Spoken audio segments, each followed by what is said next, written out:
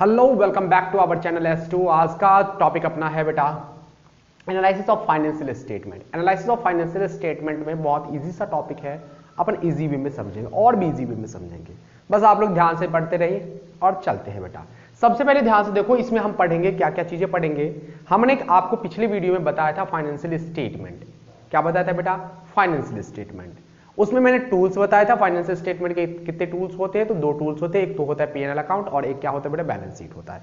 Clear? आज जो अपन पढ़ने वाले हैं वो है आपके पास एनालिसिस ऑफ फाइनेंशियल स्टेटमेंट। उसके कई सारे टूल्स होते हैं। टूल्स का मतलब होता है कि हम कैसे एनालाइज करते हैं। याद रखना, आप लोग ने 11th क्लास में पढ़ा होगा बेटा, प्रोसेस ऑफ अकाउंटिंग पढ़ा होगा, जिसमें आपने सबसे पहले पढ़ा था बेटा, क्या पढ़ा? सबसे पहले पढ़ा था आपने IMRCSSC, identification, measurement in money terms, recording transaction, और ऐसे आपने पढ़ा था क्लासिफिकेशन। फिर उसके बाद पढ़ा था एनालाइजिंग बेटा।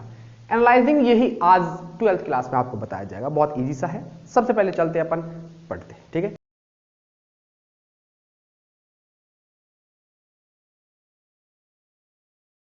सबसे पहले हम आपको समझाते हैं बेटा टूल्स। टूल्स क्या होता है कि हम एनालाइज किस किस टाइप से कर सकते हैं, यानी कि एनालाइज करने के क्या क्या तरीके हैं। सबसे पहला बेटा टूल्स ऑफ फाइनेंशियल स्टेटमेंट का कंपैरेटिव एनालिसिस। क्या है बेटा? Comparative analysis. कंपैरेटिव एनालिसिस को कहते हैं तुलनात्मक अध्ययन कहते हैं बेटा, और इसको जो है हॉरिजॉन्टल भी कहा जाता है। हॉरिजॉन्टल भी कहा जाता है। फिर है बेटा कॉमन साइज। कॉमन साइज उसको कहते हैं बेटा वर्टिकल भी कहा जाता है। वर्टिकल एनालिसिस भी कहते हैं बेटा। ट्रेंड एनालिसिस भी बेटा बहुत इजी सा टॉपिक है। ट्रेंड एनालिसिस बहुत इजी सा टॉपिक है, ये भी हम पढ़ेंगे बेटा। सबसे पहले हम कंपैरेटिव कॉमन पढ़ लेंगे, उसके बाद छोटा सा टॉपिक है या फिर लास्ट में पढ़ेंगे। आपके कोर्स में है नहीं बेटा, लेकिन एक इलस्ट्रेशन दे रखा है, उसके चक्कर में हमें पढ़ना पड़ेगा। क्वेश्चन आता नहीं है कई सालों से। फिर बेटा अकाउंटिंग रेशियो, ये आपका चैप्टर नंबर कौन सा है बेटा?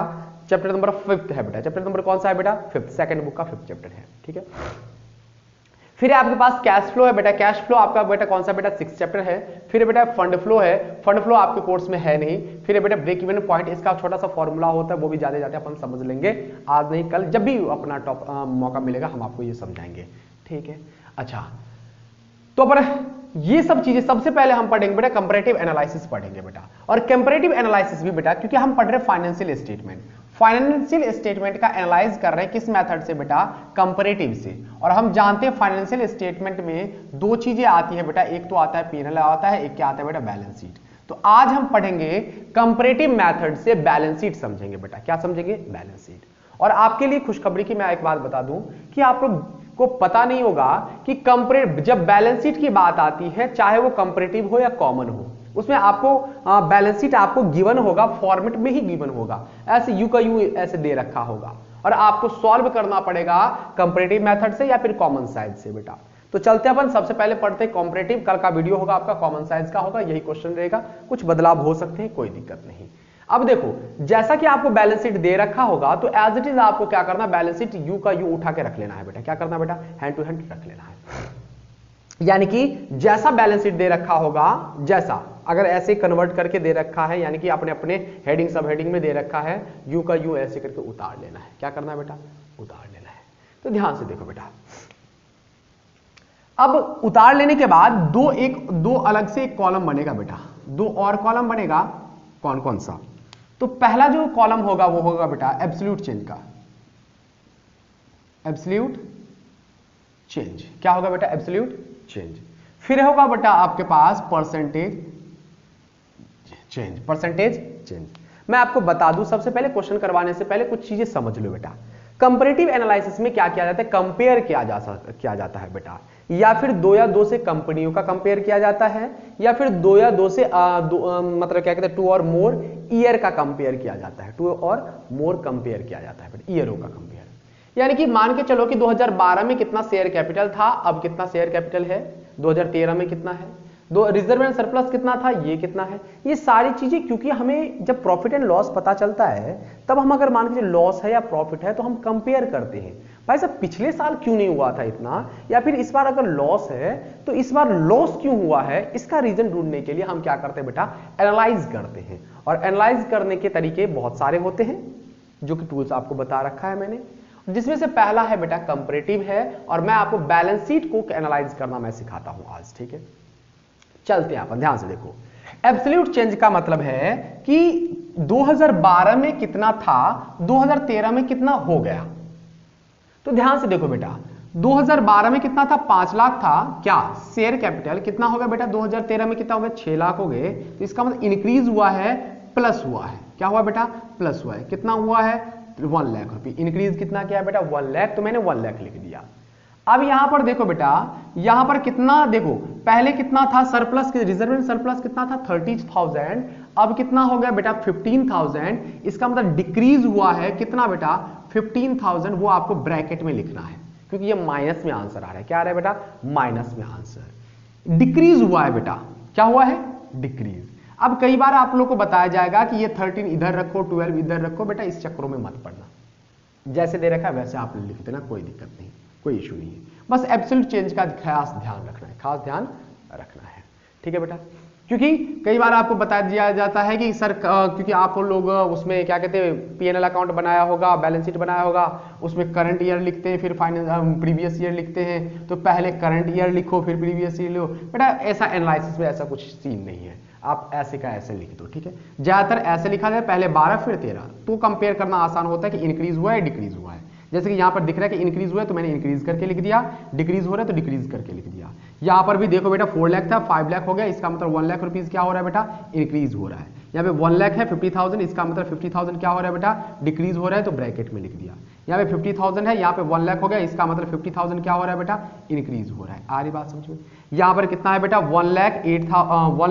10,80,000 है, और यहाँ पे 12,65,000 हो गया, तो हम इसका मतलब इंक्रीज हुआ है 12,65,000 बेटा। हम माइनस करेंगे कितना 10,80,000 माइनस करेंगे तो कितना हो जाएगा बेटा 0,005, 16 में से 8 गया तो 8 बेटा, और 1 में से 0 गया तो 1, यानी कितना आ जाएगा बेटा 185,000 बेटा, ठीक है, इतना आ गया। ऐसे आपको असेट साइड भी करना है बेटा, 8 लाख है 10 लाख है, इसका मतलब 2 लाख रुपीज क्या हुआ बेटा, इंक्रीज हुआ है। यहाँ पे 2 लाख है 2 लाख है, नो इंक्रीज नो डिक्रीज, वैसे का वैसे डैश लिख देना बेटा। यहाँ पे 80,000 है, यहाँ पर 65,000 है, इसका मतलब क्या हुआ बेटा ये डिक्रीज हुआ है, कितना 15,000 डिक्रीज हुआ है, तो मैंने लिख दिया बेटा, माइनस करके लिख दिया। और यहाँ पर भी बेटा जैसा यहाँ पर आंसर आया वैसा यहाँ पर भी आएगा, कितना आएगा बेटा 1,85,000, सही है। ध्यान से देखो बेटा, ऐसे भी अगर प्लस माइनस करोगे तो भी आंसर यही आएगा, और ऐसे भी करोगे तो भी यही आंसर आएगा। क्लियर, यहां तक समझ में आ गया बेटा एब्सोल्यूट चेंज कैसे निकालते हैं, ठीक है। अब परसेंटेज चेंज निकालने के लिए ध्यान से देखो बेटा, फॉर्मूला बस याद रखना, फॉर्मूला है होता नहीं है बेटा, बस ध्यान से देखो। Percentage change in comparative analysis is equal to क्या होता है बेटा, एब्सोल्यूट चेंज अपॉन में बेस ईयर वैल्यू मल्टीप्लाई 100। आ रही बात समझे।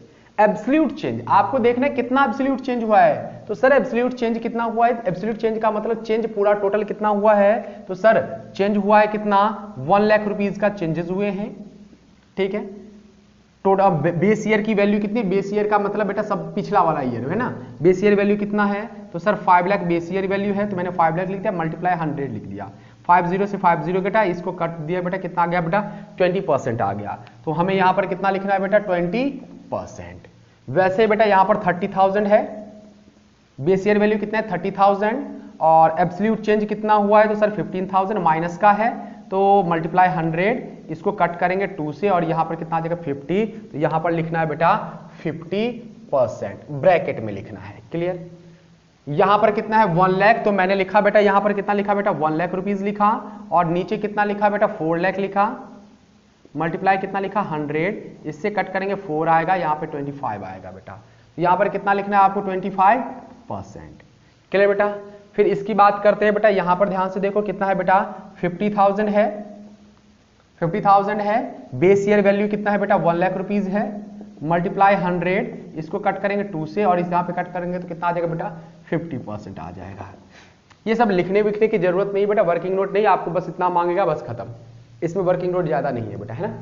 और अगर करना चाहते तो क्यों नहीं बेटा 1 2 3 4 करके लिख देना, कोई दिक्कत नहीं है ना।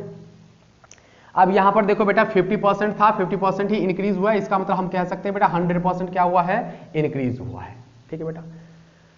अब ऐसे ही आपको यहां पर निकालना है बेटा। अब ये आपका हो गया, मैं चाहूं तो आपको दे दूं होमवर्क।